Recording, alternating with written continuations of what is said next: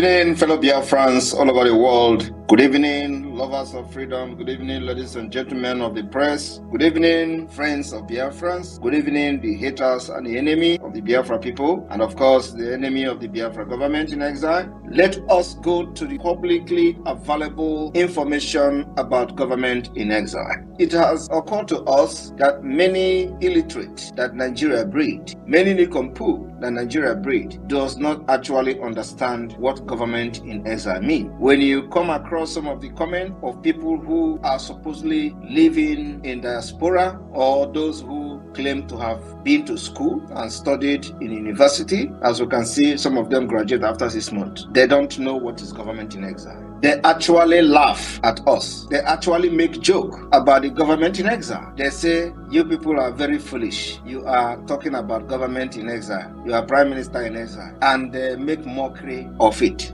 And it is quite very surprising that people who claim to be human beings doesn't actually have brain. It is not even very hard for these people to have gone to Google, at least to check, even if it is not accurate information, but at least to get themselves educated about what is government in exile. They don't know, and they continue to fool themselves on social media. However, our government in exile is not just ordinary government in exile that we have seen before. This government in exile is a well-packaged government in exile that has met every international standard, better than any other government in exile that has ever existed. With the propaganda, the blackmail, and difficulties because of the interests of the multinational corporation that are milking the future of the indigenous people in Nigeria. Those who understand government in exile are panicking. And another thing is that the people they are following are actually crying in their houses, in their offices, when they close their door. But the idiots who call themselves Nigerians, when you hear their comment or when you read their comment, soon hand will touch you. I don't know when this soon is going to come. Soon hand will touch you. Why is DSS still allowing this boy to be posting on social media? What is Nigeria government doing? If they tell you what they have done to stop Simon Ekpa, you will go shamelessly hiding your face, because this government you are saying that what are they doing have done everything humanly possible to stop Simon Ekpa. They cannot stop me.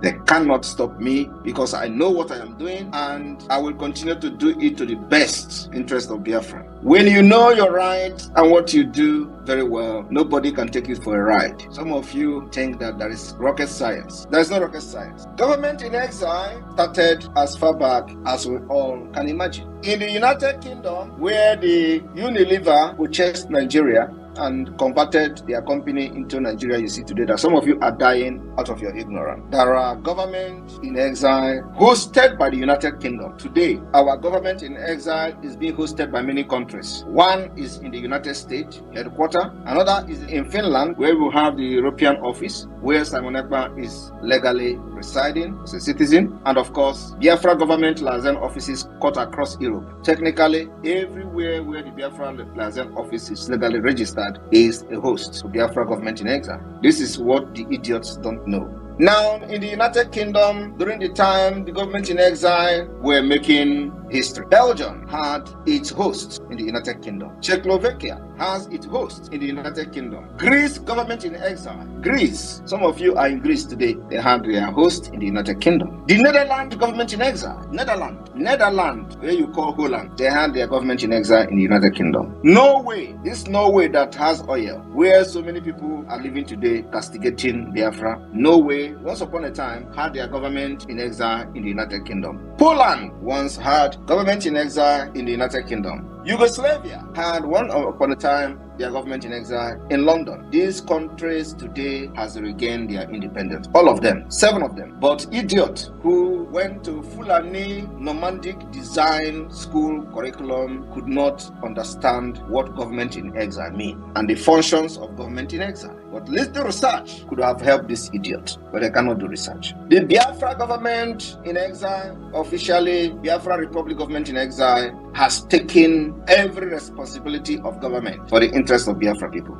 We are legitimate government of a sovereign state. The independence of Biafra were declared in 1967. After that, many who fought for Biafra independence went on exile and remained there. What we did now is to restore the exile government of Biafra. In 2023, the Biafra exile government was restored. I want people to pay attention to what I'm saying tonight, because knowledge is power. In 2023, between March and April, the Biafra government in exile was restored, and today it has given birth to what is happening and what is to happen. After Nigeria and Britain connived, starved Biafrans to death, forced them to surrender, and lied to them that Biafrans are going to be reintegrated into Nigeria. It was a lie. Seized all their property, all their money, and gave them 20 pounds irrespective of whatever you have in your account. That moment, Biafra government flee into exile. And there they remain in exile until this day. What we did was to restore it. We've restored it. Many of the Biafran soldiers today are living in the United States. After the war, they all left. Many of them are still alive. Many of them have still bullet wounds on their legs. Those people who left and today are residing in the United States or other part of the world are the government themselves. They carried it and they left Nigeria. This new generation, of which Simon Ekpa is very proud to be part of. Many of you are very, very proud to be part of this generation that did not let the Fulani terrorists or the Islamic State and Caliphate destroy your future. We have come and we restored it in exile. Now we are transiting and gradually stepping up the game to restore the lost independence of Biafra, using the Biafra government in exile. And today we can proudly and boldly say that we are semi-sovereign state. Semi-sovereign state in the sense that we are yet to have full control of the entire territory of Biafra, because government houses are still there, barracks under Nigeria are still there, police posts and police stations under Nigeria are still there. So for that reason, we remain semi-sovereign state. And because we are unable to exercise the legal power controlling the Biafra land, administering justice and all that, because we are yet unable to do that, that's why we reside in exile. At the same time, we have been able to set up the de facto government in the homeland, which make it a semi-sovereign state. While Nigeria is operating illegally, their government in Biafra land, because we have given every Biafran son and daughter that is serving Nigeria a vote of no confidence. All of you witnessed that vote of no confidence organized by the Biafra government in exile. Everything is documented. We gave them vote of no confidence backed with over 2